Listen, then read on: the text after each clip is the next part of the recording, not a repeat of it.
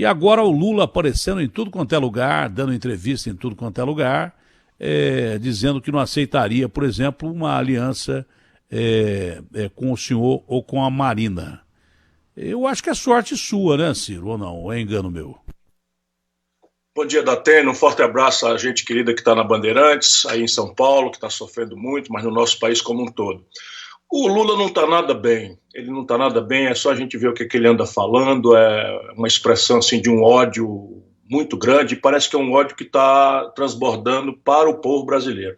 E você tem razão na introdução do assunto. Nós estamos aqui, pelo menos na minha cabeça, no meu coração, com uma hierarquia de problemas que faz com que isso fique tudo muito pequeno. Você tem uma crise de saúde pública que é a pior do século e tende a ser a pior da história se nós ultrapassarmos ali as 80 mil mortes que aconteceram na gripe espanhola no ano de 1918 do século passado. Em cima disso, como a única solução viável é um isolamento social radical, a economia brasileira está indo em pandarecos, está sendo destruída, empregos aos milhões estão sendo destruídos e o crédito não chega, as microempresas brasileiras estão já sem fôlego. E isso tudo é o que tem me levado a participar do debate. É claro que o desdobramento de tudo isso tem uma repercussão política. O presidente Jair Bolsonaro, todo dia, introduz uma crise política, demite ministro da Saúde, três ministros da Saúde em 40 dias de pandemia, entope o Ministério de Militares, nenhum médico. Isso realmente traz para nós, demite o ministro da Justiça, e que aí vem uma confusão que está querendo tomar conta da Polícia Federal. Então tem um aspecto político, mas esse aspecto político só deveria nos interessar nesse instante na proporção em que ele atrapalha nossa atenção, nossa união do Brasil ao redor dessas duas graves questões, a questão da saúde do nosso povo, da morte. São 20.047 brasileiros que morreram oficialmente. O Brasil teve 1 de cada 4 mortes do mundo ontem. Daqui para segunda-feira, o Brasil vai ser o segundo lugar do mundo em contaminados. Estamos passando de 330 mil pessoas contaminadas. A taxa de infecção brasileira é uma das maiores do mundo. São 6,7 de cada 100 que morrem. Ou seja, de cada 100 pessoas que são internadas, 6,7 estão morrendo. Já estamos entrando em colapso, não tem respiradores, não tem leito de UTI. E tudo isso me leva a uma angústia muito grande. Quando as pessoas trazem, o Lula falou de você ontem, me dá vontade de dizer assim, deixa o Lula quieto, de fato eu não andarei mais com essa gente bandida do PT, nunca mais, mas isso já estava dito antes. Ciro, eu gosto muito de conversar contigo porque você tem uma visão ampla da coisa. Você é um sujeito perito em leis, você é um político de primeira capacidade, nunca meteu a mão em dinheiro dos outros. Aliás, sobre o Lula, eu queria falar uma coisa sobre o Lula rapidamente. O Lula adora abandonar quem ajudou o Lula no meio do caminho. Eu até emprego eu perdi por causa do Lula. O Lula nunca mais falou comigo quando ele me chamou para conceder uma entrevista, pouco antes dele falar com o juiz Moro, e falou assim, olha, Datena, eu queria fazer uma entrevista e tal, e eu estava aqui na Rádio Bandeirantes, e eu estive lá no Instituto Lula, e ele me perguntou assim, como é que vai ser a entrevista? Primeiro que você perguntar como é que vai ser a entrevista para um jornalista, já é uma coisa que é inadmissível. Eu falei assim, olha, é uma entrevista que eu não gostaria de fazer com o senhor, que eu gosto muito do senhor, porque a primeira pergunta que eu vou fazer ao senhor é se o senhor é ladrão. Estava ele e o Okamoto na sala, né? E ele levantou, pegou lá uma cachaçinha, botou para mim e tal, porque ele segurou a minha resposta a ele e tal. E enfim, depois disso o Lula nunca mais falou comigo. Eu tentei várias entrevistas com o Lula, inclusive quando ele estava na cadeia, eu tentei entrevistar o Lula, ele não quis me dar entrevista. Depois dessa minha resposta a ele, ele foi dar entrevista para um ótimo jornalista, mas que já tinha participado do governo com ele, mas nunca mais falou comigo. E eu sempre tentei uma entrevista democraticamente com ele. E agora, há pouco tempo atrás, você porque o Bolsonaro fala só para quem ele quer, para os parceiros dele, o Datena. Pô, mas que parceiro meu que é o Bolsonaro? O Bolsonaro nunca foi meu parceiro e nem aliado. O Bolsonaro é presidente da República. O Bolsonaro caiu, bateu a cabeça e ficou sem consciência durante 2 horas. Por acaso, é um cara que caiu, bateu a cabeça, ficou sem consciência durante 2 horas e é presidente da República Federativa do Brasil. Aí me ligam dizendo que ele quer dar uma entrevista. Que repórter que não quer saber disso? Porque ninguém sabia. O presidente da República ficou sem consciência 2 horas. Imagina se isso acontece em qualquer país do mundo, é notícia. O Irã ataca bases americanas lá no Oriente Médio, tá? Isso antes da pandemia. Quem é que não quer ouvir o presidente da República Federativa do Brasil, que é um parceiro americano, num momento como esse? Então, queria dizer ao Lula agora que eu não sou parceiro de ninguém, não sou aliado de ninguém, eu sou pela Constituinte, não sou centro, direito, esquerda, não sou coisa nenhuma, eu sou pela Constituinte, mas acima de tudo, Lula, eu sou jornalista. Então eu não sou aliado de ninguém. Quem quiser dar entrevista aqui dá, quem não quer não dá. Mas não saia querendo me classificar, porque também eu posso classificá-lo de uma série de coisas que você não vai gostar. Então eu prefiro também esquecer esse episódio e não falar mais do Lula. Realmente não quero mais falar do Lula. Não tenho mais interesse nenhum em falar do Lula, porque eu acho que, no mínimo, ele é desonesto em abandonar pessoas que o ajudaram no meio do caminho sem pedir um maldito tostão para ele. Tanto que eu acho que eu fui o único jornalista que fiquei mais pobre durante o governo dele, porque eu perdi uma ação para a Record de 10 milhões de dólares, o que significa que eu não ganhei nenhum tostão durante os 2 governos dele, nunca nem aceitei conversar sobre qualquer perspectiva sobre isso. E se isso tivesse acontecido de forma efetiva, eu denunciaria na primeira oportunidade. Então eu espero encerrar esse assunto do Lula aqui, que ele siga a vida dele, que eu siga a minha, mas não sabe classificando não, porque eu não sou parceiro nem aliado de ninguém. Eu sou jornalista e defendo muito a minha classe e pronto, acabou. Mas, Ciro, a gente está vivendo num país que nós estamos caminhando já para ser o 2º colocado no mundo em número de contágios, e vamos caminhar para número de mortos e daí por diante. A gente vive numa economia que já vem do ano passado da pior recessão, da recessão histórica que nós tivemos. O brasileiro não tem como acumular reservas, porque já vem dessa recessão. Como é que ele ia acumular reservas? O Brasil estava tentando se recuperar para que a maioria trabalhadora... o Brasil é uma grande periferia, né? 43% de renda na mão de poucos e o resto com distribuição de miséria, 100 milhões sem saneamento básico, 18 milhões sem acesso à água encanada e daí por diante. O Brasil é uma grande periferia. É possível você falar em trancar as pessoas dentro de casa, usando a ciência, e ao mesmo tempo você deixar as pessoas morrerem de fome sem que o governo consiga fazer que essa ajuda chegue ao trabalhador brasileiro? E pelo que a gente está vendo, o governo tenta com os R$600 ou R$1.200, e agora pode ter mais 3 parcelas de 200, mas isso não vai ser suficiente. É possível a gente chegar a um equilíbrio, decretar lockdown sem parar a economia mais tempo ainda, porque a gente tem um inverno pela frente. Esse bicho gosta do inverno, então a gente tem um longo inverno pela frente. Eu não sei como é que a gente vai fazer. Você tem alguma perspectiva sobre isso? Olha, Datena, sobre o assunto anterior, que também não vale a pena, eu quero só lhe dizer o seguinte: você deve ter muito orgulho, porque a sua voz pertence à imensa legião de ouvintes, de telespectadores que lhe acompanham, e isso ninguém lhe tira. Pouco importa a simpatia desse político aqui ou daquele político acolá, a sua fidelidade ao povo é que lhe dá o sucesso merecido que você tem. Vamos lá. Vamos ver se a gente raciocina juntos, porque o Brasil está muito apaixonado, muita ideologia, muito radicalismo, e isso acaba tirando a gente da capacidade de pensar. O vírus não tem para ele nem vacina, nem remédio. Está todo mundo estudando, pesquisando, os médicos estão tentando, os cientistas estão estudando, mas hoje não existe vacina e não existe remédio. Qual é a característica? É um vírus que não tendo vacina nem remédio, ele se espalha numa velocidade que nenhum outro vírus, nem gripe, nem no passado o HIV, nada. Nunca se viu um vírus, e no Brasil é a maior velocidade de todos, do mundo. Nós estamos aqui infectando. Cada pessoa que pega o vírus infecta 3, em número redondo. Então, cada pessoa que tá com o vírus, mesmo sem ter o sintoma, ela infecta 3. No mundo, a gente só começa a derrubar a pandemia quando, estatisticamente, cada pessoa infecta menos de uma pessoa, né? Então, se eu começo a infectar um por um, empata. Aí a curva para de subir.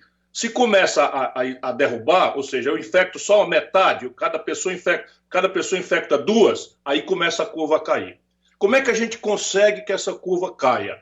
Só tem um jeito, gente querida, amada, povo amado do Brasil, que Deus ilumine a nossa cabeça. Pouco importa o partido político, a gente precisa salvar a vida. Só tem uma saída: isolamento social.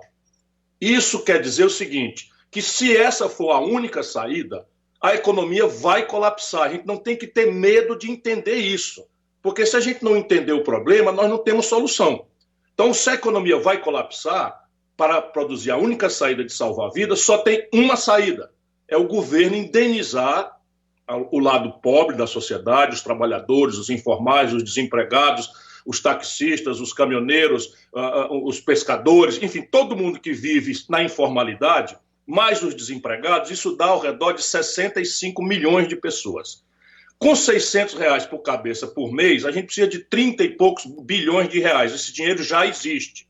Portanto, até 3 meses, nós já sabemos onde está o dinheiro, não tem dificuldade nenhuma. Porém, não adianta só salvar as pessoas que precisam de comer. É preciso também salvar, ou pelo menos diminuir, a consequência no tecido econômico. E o tecido econômico começa pelos mais pobres também, a micro e a pequena empresa, aqueles que faturam até R$360 mil por ano, que dá R$36 mil, dá R$30 mil por mês. Essas pessoas, essas pequenas empresas, têm que ser salvas. E aí você tem um punhado de providências. Essas é que não estão acontecendo, Datena.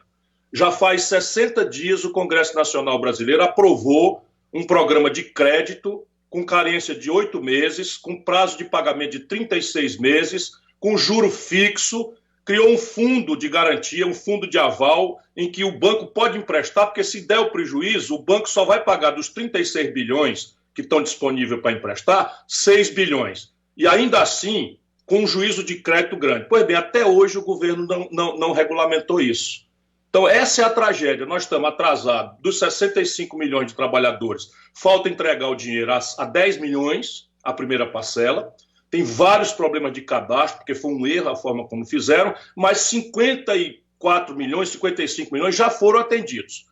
E isso é uma proeza. A gente tem que agradecer, porque foi feito, apesar de todos os erros, botaram gente em fila da Caixa Econômica, mas nós fizemos chegar aí 2, 3 cestas básicas, dependendo da região, na casa de 55 milhões de pessoas. Isso ajuda muito ao cidadão que vende pipoca na porta do estádio, ao cidadão que vende um espetinho numa praça, e que é a esmagadora hoje maioria do povo brasileiro que foi empurrado para a informalidade, etc. Agora, o crédito e as políticas de compensação, por exemplo, não tem sentido você exigir das empresas que elas façam obrigações tributárias acessórias. O que é isso? No Brasil, você gasta entre 120 e 150 dias econômicos para fazer as tarefas de pagar imposto. Você tinha que fazer, aqui no Ceará nós já estamos fazendo, você adiar tudo isso. Isso economiza para a empresa. Você tinha que fazer uma linha de crédito, que é essa que já está aprovada, e é pressionar, você tem uma voz importante, pressionar o governo para regulamentar, porque o dinheiro está ouvindo a conversa, só são 36 bilhões de reais, eu digo só, não é que não seja muito dinheiro, mas para o cofre da União esse dinheiro existe, ele está no Tesouro. E aí, se você fizer a outra linha que foi criada, que é um empréstimo para fazer, um programa para redução de jornada, com redução de salário, a diferença até 3 salários mínimos, o governo paga com o salário de desemprego. Isso tudo vai atenuando. Agora, termino para não ficar comprido demais. Datena, se a gente tivesse a capacidade, como nação de cidadãos, de todo mundo, vamos lá, todo mundo parar 15 dias, o que acontecia? Imediatamente o vírus morre, porque ele perde a capacidade de se multiplicar. Como a gente tem que ter polícia na rua, não dá para ser todo mundo. Tem que ter os médicos, profissionais de saúde, que estão morrendo até sem equipamento de proteção. Aí já solta de novo. Aí você tem os guardas municipais que estão procurando gente nos parques para mandar para casa, etc. Por isso é que nós outros que não tenhamos essas tarefas essenciais, caixa de farmácia, caixa de supermercado, temos que fazer um sacrifício, porque se a gente conseguisse 15 dias, todo mundo em casa, só sai quem não puder mesmo, e aquele que tiver que sair de qualquer jeito, sai de máscara e guarda uma distância de 2, 3 metros um do outro, lava as mãos, o vírus morre. Ele não tem mais onde se hospedar, ele não tem mais onde prosperar. Eu não estou inventando coisa, isso é a ciência que mostra, e a experiência da Nova Zelândia, a experiência da China, que onde começou a epidemia, o Brasil já tem 4 vezes mais mortes do que a China. Por quê? Porque aqui nós ficamos nessa meia bomba. O governador dizendo uma coisa, o presidente dizendo outra, os médicos dizendo uma coisa, político receitando remédio. É a primeira vez na minha longa vida pessoal e pública que eu vejo político na televisão recomendando remédio e a negada cai embaixo brigando. Eu sou a favor, sou contra a cloroquina. Pelo amor de Deus, gente querida, vamos pensar com a nossa cabeça. É a vida que está em jogo. Dentre os políticos, não só o nosso presidente, mas também o presidente dos Estados Unidos. A maior nação econômica do mundo, militar do mundo, dizendo, eu tomo pelo menos uma pastilha de cloroquina todo dia. Faça como eu, Trump. O efeito colateral deve ser aquele cabelo dele, é um remédio perigoso esse remédio. Ele pode ser preventivo, até agora não está aprovado. A cloroquina até agora não está aprovada cientificamente, nem nos Estados Unidos. Eu nem entro nisso. Agora você imagina uma senhora de 55, 60 anos de idade, sua mãe, que Deus a proteja, entra num hospital, você não vai mais vê-la, ela contaminada, e ela chega lá fragilizada, e um médico vem com um papel para ela assinar dizendo que aceita. Aí ela bota o olho no papel, e o papel diz assim, olha, esse remédio não tem prova científica que produz resultado bom. Esse remédio pode causar problema de manter você aqui. Esse remédio pode lhe causar a morte. Assina aqui que você concorda que eu vou lhe dar o remédio. Isso não se faz. E isso aqui eu estou lendo o protocolo que o Ministério da Saúde soltou sem assinatura. Percebe? Eu não sou contra a cloroquina, apenas não sei de nada sobre cloroquina. Eu sou um advogado, professor de direito. Como é que eu posso dizer que eu sou contra ou sou a favor? Quem sabe disso são os estudantes do assunto, os estudiosos, os cientistas, os farmacêuticos, os médicos. Então deixa eles resolverem. Agora, isso é o que está feito no Brasil, um protocolo sem assinatura, num ministério ocupado por 20 militares, nenhum deles formado em medicina. Essa gente perdeu a vergonha na cara. Homens sem honra. Eu não sei como é que as Forças Armadas brasileiras aceitam que a sua imagem seja exposta à desmoralização, porque uma nação precisa respeitar, mais do que respeitar, precisa amar suas Forças Armadas. Essa gente está destruindo o melhor conceito das Forças Armadas. 20 militares, nenhum profissional de saúde no Ministério da Saúde, numa hora que a pandemia vai para o pico, nós vamos contar 80 mil, 100 mil brasileiros mortos, as Forças Armadas vão carregar, e aí impõe um protocolo que simplesmente sai sem assinatura. Eu estou muito chocado, eu quero manter a calma, porque a gente precisa manter a calma, mas não é possível que o Brasil esteja administrando essa crise, que é a pior da história, do ponto de vista econômico, é a pior da história, do ponto de vista de saúde pública, e agora tem complexas consequências de natureza institucional. Ou esse país se compenetra, a gente acorda como nação, deixa a briguinha política eleitoral para a hora da eleição. As responsabilidades políticas o nosso povo vai saber apurar. Bom, pensando nesse aspecto, São Paulo, desde há muito tempo, bate no peito que é o estado economicamente mais rico da nação. São Paulo tem aquela história que vem lá de trás, que é a locomotiva da nação e economicamente tem um parque industrial muito grande e tal. Mas, de repente, você decreta a quarentena e pequenas empresas, né, são obrigadas a fechar as portas de uma hora para outra e tem que continuar pagando o que deve. Né? E aí começa a receber cobrança judicial, eu perguntei isso até ao senhor governador ontem, de ICMS, cobrança judicial de ICMS. Me ligou o dono de uma empresa pequena, não é lá uma grande empresa, falou assim, Datena, como é que eu vou pagar ICMS se eu não estou ganhando nada, eu estou fechado e tive que dispensar funcionário que eu tenho há 20 anos aqui. Como é que eu posso ser cobrado na justiça por uma coisa que eu não tenho como pagar e eu não vou mais conseguir abrir as portas? Eu perguntei isso até ao senhor governador, ele disse não, a queda de arrecadação do Estado é de 10 bilhões. Ora bolas, mas é uma coisa natural, se você fecha a economia, você vai perder a arrecadação, porque como é que o cara vai te pagar? Mesmo que ele queira te pagar, ele não consegue te pagar, não é isso? Então, partindo desse princípio, por exemplo, existe uma perspectiva agora do Estado de São Paulo, que é o mais rico da nação, decretar lockdown na sua maior cidade, que é a maior cidade do país e uma das maiores cidades do planeta. Cabem aqui vários estados e até alguns países da Europa.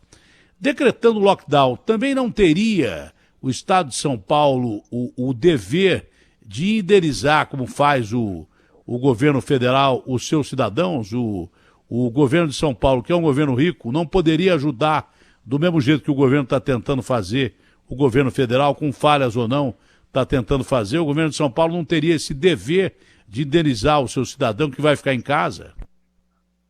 Tem, sem dúvida. E é a única forma de fazer. Deixa eu dizer para você, a queda na arrecadação brasileira está dada. Ela não está dada só porque os governadores estão determinando o lockdown. É que as pessoas, ou estão determinando o isolamento, as pessoas não querem ir para a rua. A esmagadora maioria, 50% da população, mais 1, mais 2, mais 3, dependendo da estatística, que no Ceará já chegou a 70% em março, agora caiu. As pessoas estão com medo, com toda razão. Nós estamos dizendo para elas que o vírus é selvagem, que o vírus mata. O que nós perdemos foi a capacidade de uma ação coordenada que provocaria, se nós tivéssemos sido radicais na hora própria, tínhamos parado só 15 dias, já estaríamos saindo hoje. Volto a dizer, é só olhar o exemplo da China, é só olhar o exemplo da Alemanha, olhar o exemplo da Coreia do Sul. O melhor êxito de todos foi a Nova Zelândia, porque são exemplos de o que você tinha que fazer. O mau exemplo é o que nós estamos seguindo, que é os dos americanos.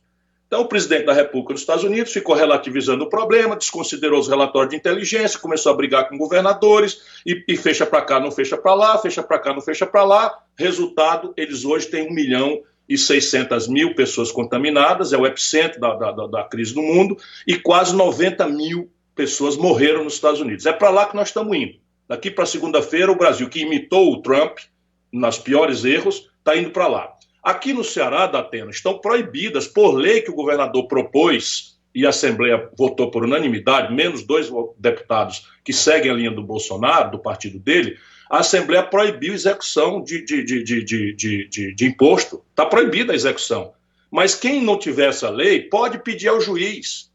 Por quê? Porque o estado de pandemia, o estado de calamidade pública, que está oficialmente declarado em nível federal e em nível estadual em São Paulo, dá também ao empresário o estado de necessidade para que ele não possa ser cobrado daquilo que ele não deu causa. Portanto, é pena que o governo execute. E agora mais uma informação. O Congresso Nacional votou, teve uma grande confusão, o Guedes foi, o Guedes voltou, mas agora chegamos a um entendimento e o Congresso votou e, inacreditavelmente, está dependendo apenas da sanção do presidente da República, embora o Guedes já tenha concordado, um socorro aos estados e municípios que vai tentar indenizar com o governo federal as perdas de receita que os municípios e os estados tiveram com a pandemia.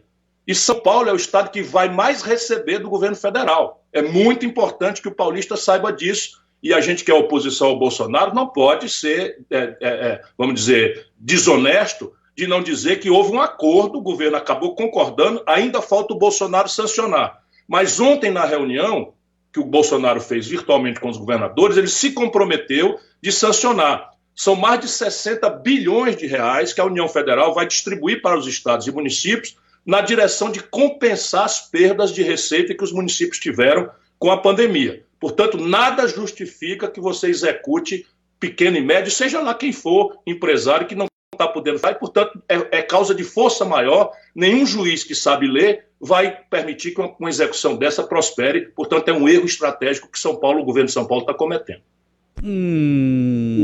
Se São Paulo é o estado que mais vai receber com a sanção do presidente da República, eu estou começando quase a entender a amabilidade do governador João Dória para com o presidente da República ontem. Eu até falei, olha, os dois tiveram uma posição de estadista. O Bolsonaro meio cansado e tal, mas não agrediu o Dória como agrediu da outra vez, que houve reunião do presidente com os governadores, e o Dória agiu como estadista, dizendo, olha, não queremos guerra, porque guerra todo mundo perde. Seria porque o Estado de São Paulo, dentre todas as unidades da federação, é o que está recebendo mais verba, o que não deixa de ser justo, porque aqui é o epicentro da crise, mas teria sido por isso que houve aquela amabilidade do governador de São Paulo em relação ao senhor presidente da República? Seria por isso, Ciro? Não creio que seja só por isso. Isso cria um ambiente mais positivo, mas eu acho que os dois estão sentindo o peso da opinião pública. A população brasileira está muito machucada e não está entendendo nada essa brigalhada política mesquinha ao redor de uma pandemia que está matando milhares de pessoas e que pode matar muitos mais milhares. São seres humanos, são pais, são mães, são filhos, são irmãs, são parceiros, são esposas, são maridos, porque a gente não pode também ficar nesses números como se fosse gelado. E o desastre econômico. Olha, Datena, nós vamos conversar, se eu tivesse privilégio, ali para setembro. Em setembro, o desastre econômico brasileiro vai estar de um jeito que simplesmente ou todos nós damos a quem puder, a proporção do que puder, uma colaboração, ou o Brasil estará ameaçado de se dissolver como nação. Estou falando de saque em supermercado, de convulsão social, porque não estão fazendo, não estão entendendo. E talvez a reunião de ontem marque um pouco isso. A força com que a opinião pública indignada está forçando os políticos a deixarem de lado as diferenças, e nós somos diferentes, para tentar achar um mínimo de consenso para enfrentar o que interessa, as mortes e o desastre econômico. Olha, não é à toa, Ciro, que ontem o senhor Procurador-Geral do Estado avisou o prefeito de São Paulo que, se não houver uma ação em relação aos moradores de rua, que são invisíveis enquanto não há crise, enquanto não morre de frio, são invisíveis. Ninguém presta atenção, a não ser algumas organizações sem fins lucrativos que levam lá o seu sopão, a comida para essas pessoas, o cobertor no inverno. São pessoas invisíveis. Mas o Sarrubo, que é um cara sério, é um procurador sério, ele avisou o prefeito que pode haver uma convulsão social com esse quadro que o senhor coloca, de que possa haver saques e, por consequência, violência. Só que eu fiz um comentário antes aqui, da gente conversar, que o Brasil é uma grande periferia, eu repeti a frase agora, mas não há quase muita diferença entre o morador de rua e o morador das periferias do Brasil. Porque fome é fome em qualquer lugar. A única diferença é que o cara está ao relento e o outro está lá numa casinha com um cômodo, 2 cômodos, mas vai passar fome também.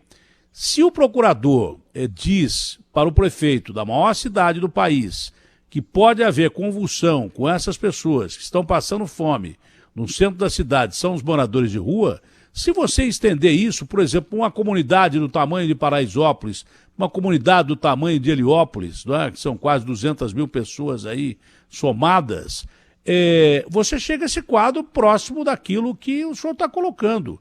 Isso foi colocado por uma autoridade do Ministério Público de São Paulo para o prefeito de São Paulo. Olha, se não atender essa gente vai se revoltar. Aí não há bala que pare a multidão. O estouro da boiada é geral. Porque o cara com fome, ele não fica dentro de casa. O cara com fome, ele vai sair para tentar levar comida para os seus filhos. E aí não fica muito diferente desse quadro que o senhor está dizendo, não. Mas é porque o Ciro é agressivo. Não, o procurador disse isso no universo de moradores de rua do centro da cidade. Eu já estou utilizando essa colocação dele para as periferias de São Paulo, cuja única diferença do morador de rua é um teto, e olhe lá que teto. Muitas vezes sem condições higiênicas e tudo mais. Acho que é mais ou menos isso que o senhor está querendo explicar. É isso, e eu quero muito, foi o que eu quis dizer, eu quero muito que esta ameaça não aconteça. Então eu botei uma data, ali por setembro. Por quê? Porque nós temos os R$600 para abril, maio e junho. Eu acho que nós vamos conseguir, na luta no Congresso Nacional, prorrogar isso. Mas o Guedes está querendo de novo reduzir isso para R$200, e o crédito para as empresas também é um crédito que só tem um tranche, que só tem um volume de 36 bilhões de reais, que é o suficiente para você atravessar 3, 4 meses. Portanto, essas duas providências, mais um punhado de coisas que a sociedade brasileira está fazendo. Aqui no Ceará, por exemplo, todos os alunos da rede pública, as suas famílias, por intermédio da matrícula dos alunos, estão recebendo cesta básica em casa. Portanto, isso tudo vai atenuando. Tem muitas empresas fazendo doações. Falar em pessoas sem teto, num lugar que tem inverno, como São Paulo, como o sul do Brasil, que o frio mata, é diferente do Ceará, onde não tem frio. Aqui é 28 graus o ano inteiro. Mas aqui nós estamos fazendo abrigos, inclusive comprando, alugando vagas em hotéis para botar as pessoas sem teto, para ter ali uma forma de abordar, de fazer higiene e de tentar alimentá-las. Isso é o que todos nós temos que pressionar por fazer. Não sendo feito, não tenha dúvida, exaurido o socorro às empresas, exaurido o socorro às pessoas ali por agosto, o que as pessoas vão fazer? Esse é o primeiro direito, e não é um cidadão egoísta, é o filho, papai, estou com fome. Um filho, papai, estou com fome, qualquer um de nós sabe bastante bem o que teria que fazer. Olha, acabou de chegar agora a notícia que o ministro Celso de Mello, decano do Supremo Tribunal Federal, enviou para a Procuradoria-Geral da República 3 notícias, crimes derivadas da investigação sobre a suposta interferência do presidente Jair Bolsonaro na Polícia Federal. Os documentos foram apresentados por partidos e parlamentares que pedem novos desdobramentos no caso. Entre as medidas solicitadas estão o depoimento do senhor presidente da República e a busca e a apreensão do celular dele e de Carlos Bolsonaro para a perícia. Essa é a notícia que acabou de surgir, Ciro. Não faltava mais nada, nós estamos conversando aqui no limite dessa tragédia social e econômica e de saúde pública, e isso me preocupa muito, é a escalada da crise política. Quer dizer, não há prudência, não há um mínimo de respeito à população. Às vezes, penso, Datena, que tem gente em Brasília, e aí isso é muito da característica de certo tipo de militar, querendo criar o caos, porque o caos é conselheiro do apelo à ordem. E tudo que o caos acaba fazendo é a vocação ou a predisposição das pessoas ao autoritarismo. Eu espero muito estar enganado, mas estão brincando com o fogo do nosso país. Bom, Ciro, como sempre, foi um prazer conversar contigo, foi muito esclarecedor esse papo com você. Você é um brasileiro de verdade que pensa